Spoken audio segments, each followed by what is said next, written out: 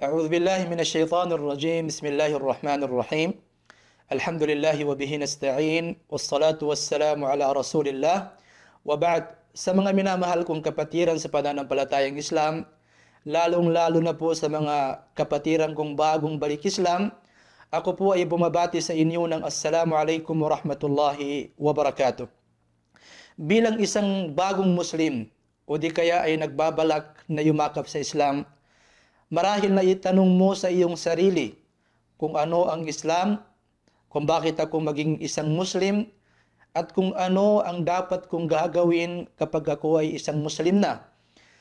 Sa mga sandaling ito, bibigyan natin ng definasyon o di kaya ay kahulugan ang ibig sabihin ng Islam ayon sa pagbibigay definasyon ng ating mga ulama o maalam sa Islam kung ano ang ibig sabihin ng Islam. Ang sabi ng ating mga ulama, al-Islamu huwa al-istislamu lillahi bit-tawhid wal-inqiyadu lahu bit-ta'ah wal-bara'atu minash-shirki wa ahlihi.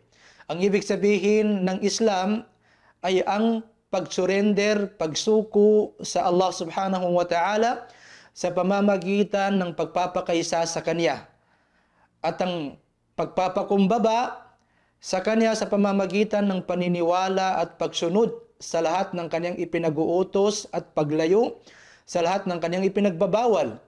Wal bara'atu minash-shirki wa ahlihi, at ang paglayo sa pagtatambal sa Allah subhanahu wa ta'ala at ang paglayo sa mga taong nagtatambal sa Allah subhanahu wa ta'ala.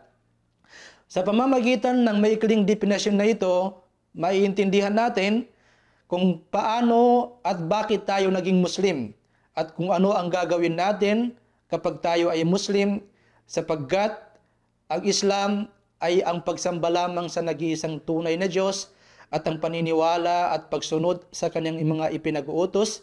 Wa hadha wallahu wa rasuluhu a'lam wa sallallahu wa sallam ala nabiyyina Muhammad. Wassalamu alaikum wa rahmatullahi wa barakatuh.